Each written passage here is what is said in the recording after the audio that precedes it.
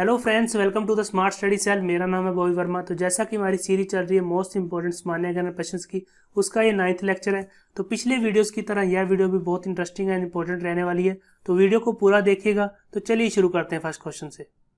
किस नदी को बंगाल का शोक कहा जाता है, यानी कि सोरो ऑफ बंगाल किस रिवर को बोला जाता है? सोरो ऑफ बंगाल क्यों बोलते हैं? क्योंकि यह नदी क्या है, बहुत बाढ़ लेके आती है बंगाल में। तो इस रिवर का नाम क्या है? इस रिवर का नाम है दामोदर रिवर। दामोदर रिवर को बोला जाता है बंगाल का शोक। एंड एक और रिवर है जिसका क्या नाम है, कोसी रिवर। कोसी रिवर को क्या बोला जाता है? बिहार का शोक। बिहार का शोक बोला जाता है कोसी रिवर को। नेक्स्ट क्वेश्चन, भारत की सबसे बेशकीमती चाय कहाँ उगाई जाती है? तो भारत की सबसे बेशकीमती चाय उगाई जाती है दार्जिलिंग में। और ये कहाँ पे है? ये है वेस्ट बंगाल में। एंड चाय का रिसर्च सेंटर कहाँ है? चाय का रिसर्च सेंटर है टोकलाई में, जो कि कहाँ पे है? असम में।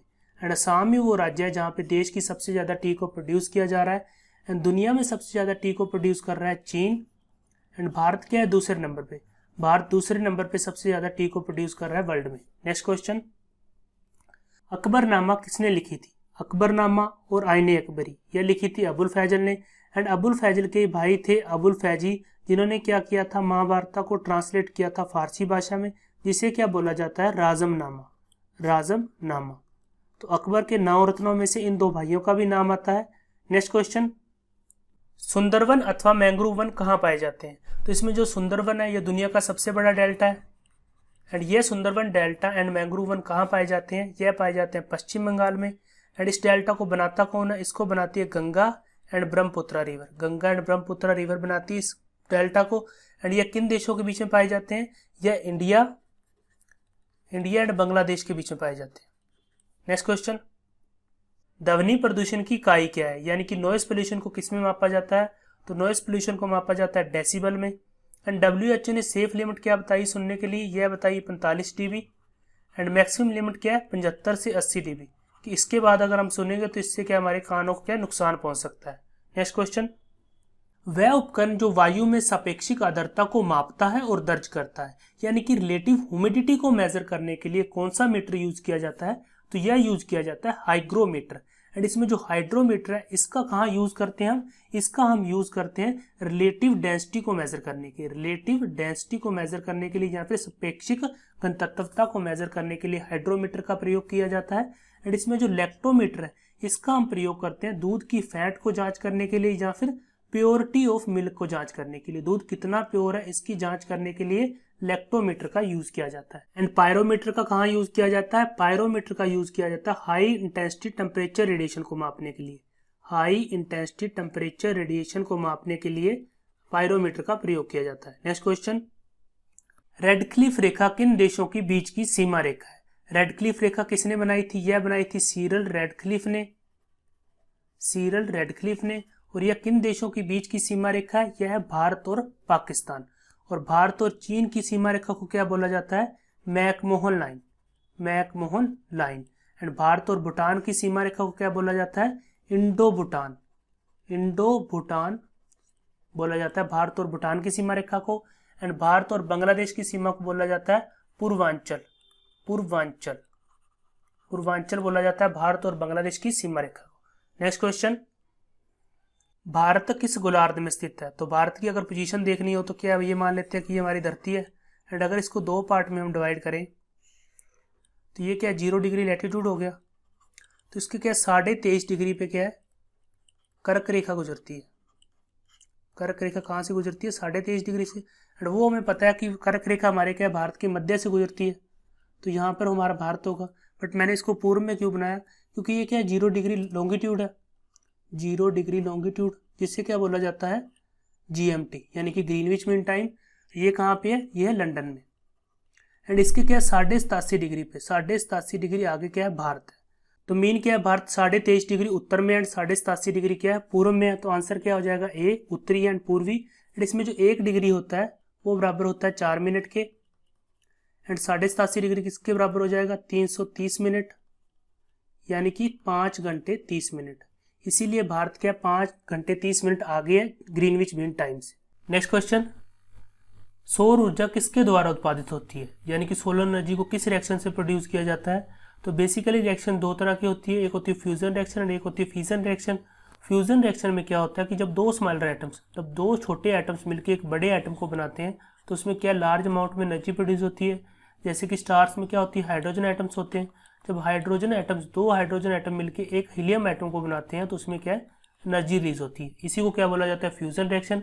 एंड फ्यूजन रिएक्शन के एग्जांपल्स क्या क्या हैं, जो स्टार होते हैं जैसे कि हमारा सन हो गया एंड हाइड्रोजन बॉम्ब हो गया, इनमें क्या है, फ्यूजन रिएक्शन होती है। एंड फ्यूजन रिएक्शन क्या होती है, जिसमें क्या एक बड़ा एटम डिवाइड होता है दो स्मॉलर एटम्स में, और इसमें भी क्या है, एनर्जी रिलीज होती है। बट जो इसकी एनर्जी रिलीज होती है बहुत कम होती है as compare to fusion reaction. And fusion reaction के एग्जाम्पल क्या है, एटम बॉम्ब। एटम बॉम्ब, वैसे तो एटम बॉम्ब बहुत डेंजरस होता है, बट हाइड्रोजन बॉम्ब क्या है, एटम बॉम्ब से 1000 टाइम ज़्यादा डेंजरस होता है। एंड इसमें क्या सोलर एनर्जी के पूछा है कि सोलर एनर्जी किस रिएक्शन से प्रोड्यूस होती है, तो ये आंसर हो जाएगा फ्यूजन रिएक्शन, यानी कि option number A. Next question, Bharat में पहली ट्रेन को कब रवाना किया गया था। तो भारत की पहली ट्रेन को चलाया गया था 16 अप्रैल 1853 ईस्वी में। एंड किसने चलाया था इसको चलाया था लॉर्ड डलहौजी ने। लॉर्ड डलहौजी ने इसको चलाया था। एंड कहाँ से कहाँ चली थी, यह चली थी बॉम्बे से लेके थाने के बीच में चली थी। यानी कितना डिस्टेंस ट्रैवल किया था, इसने किया था 34 किलोमीटर। एंड सेकंड ट्रेन भी आपको याद रखनी कि सेकंड ट्रेन कहाँ से कहाँ चली थी। सेकंड ट्रेन चली थी कोलकाता से लेके रानीगंज के बीच में चली थी सेकंड ट्रेन, यह भी आपको पता होना चाहिए। नेक्स्ट क्वेश्चन, जलमग्न वस्तु का पता लगाने के लिए किस उपकरण का प्रयोग किया जाता है। यानी कि समुद्र के बीच में अगर किसी चीज़ का पता लगाना है तो उसके लिए कौन सी टेक्निक का प्रयोग किया जाता है, तो उसके लिए प्रयोग किया जाता है सोनार का। सोनार की फुल फॉर्म क्या होती है, सोनार की फुल फॉर्म होती है sound navigation and range. And इसमें कौन सी वेव का प्रयोग किया जाता है, इसमें प्रयोग किया जाता है अल्ट्रासोनिक वेव का, जिनकी फ्रिक्वेंसी क्या होती है, 20,000 हर्ट्ज से ज़्यादा होती है। एंड कहाँ कहाँ पे और यूज़ किया जाता है सोनार का, जो समुद्री जहाज होते हैं वहाँ पे करते हैं, पनडुब्बी में करते हैं, इंजन की सफाई में किया जाता है। इंजन की सफाई में कैसे किया जाता है, अगर किसी चीज़ की सफाई करनी है तो उसमें क्या है, उसे लिक्विड में रख के वहाँ पे अल्ट्रासोनिक वेव पास की जाती है, जिससे क्या है, जो लिक्विड होता है वाइब्रेट करता है, जिससे सफाई आसानी से हो जाती है। नेक्स्ट क्वेश्चन, किस IIT के शोधकर्ताओं ने गांधीपीडिया बनाने का फैसला किया है। तो गांधीपीडिया बनाने का फैसला किया IIT खड़गपुर में। एंड जो हमारे गूगल के CEO हैं सुंदर पिचाई जी, इसी IIT खड़गपुर से पढ़े हुए हैं। नेक्स्ट क्वेश्चन, मोहिनी अट्टम किस राज्य का लोक नृत्य है। तो मोहिनी अट्टम एक क्लासिकल डांस है, तो यह किस राज्य का लोक नृत्य है, यह है केरला का। एंड केरला में एक और बहुत ही क्लासिकल डांस फेमस है जिसका नाम है कथकली। एंड कर्नाटका के फोक डांस का क्या नाम है, इसके फोक डांस का नाम है यक्षगना। एंड राजस्थान के फोक डांस का नाम है घूमर बहुत ही फेमस है जो कि। एंड महाराष्ट्र के फोक डांस का नाम है लावनी। नेक्स्ट क्वेश्चन, आंख द्वारा विभिन्न रंगों को पहचानने के लिए कौन सी कोशिका जिम्मेदार है। यानी कि जो हमारी आई है अलग अलग कलर को डिस्टिंग्विश कर पाती है, किसके कारण कर पाती है, या कर पाती है शंकु कोशिका के कारण, और इसको क्या बोला जाता है, कोन सेल। अगर ये कोन सेल खराब हो जाए तो इंसान को क्या कलर ब्लाइंडनेस भी हो सकती है। तो ये कोन सेल हेल्प करते हैं इंसान को अलग अलग कलर को डिस्टिंग्विश करने के लिए। एंड इसमें जो षड कोशिका है और इसको क्या बोला जाता है, रोड सेल, यह हेल्प करता है हमें अंधेरे में देखने के लिए। हेल्प करता है रोड सेल या फिर षड कोशिका। नेक्स्ट क्वेश्चन, विद्युत प्रतिरोधकता की मात्रात्मक इकाई क्या है। यानी कि इलेक्ट्रिकल रेजिस्टिविटी का यूनिट क्या होता है, हमें रेजिस्टेंस का फार्मूला पता है, क्या होता है, R = ρL/A। एंड इसमें जो रो है इसको क्या बोला जाता है, इलेक्ट्रिकल रेजिस्टिविटी। L क्या है, length of wire. And A क्या है, एरिया ऑफ वायर। अगर हम इसकी यूनिट निकालनी है तो बाकी को दूसरी साइड ले जाते हैं, यानी कि रो के बराबर क्या हो जाएगा, ये ऊपर चला जाएगा तो ये आ जाएगा R × A। लेंथ क्या नीचे चली जाएगी। एंड एरिया का फार्मूला पता है हमें, क्या होता है, लेंथ का स्क्वायर यानी कि L × L / L। L के साथ L कट जाएगा तो रो किसके बराबर आ जाएगा, R × L के। R का यूनिट हमें पता है ओम होता है। एंड लेंथ का क्या होता है, मीटर। तो आंसर क्या हो जाएगा, ओम मीटर, यानी कि option number C। Next question, washing soda का फार्मूला क्या होता है। तो वॉशिंग सोडा का फार्मूला क्या होता है, Na2CO3, यानी कि ऑप्शन नंबर A। एंड अगर वॉशिंग पाउडर का पूछ ले तो वॉशिंग पाउडर का होता है Na2CO3, तो इसमें भी होता है बट इसमें क्या है 10H2 लग जाता है साथ, तब ये क्या हो जाता है वॉशिंग पाउडर का।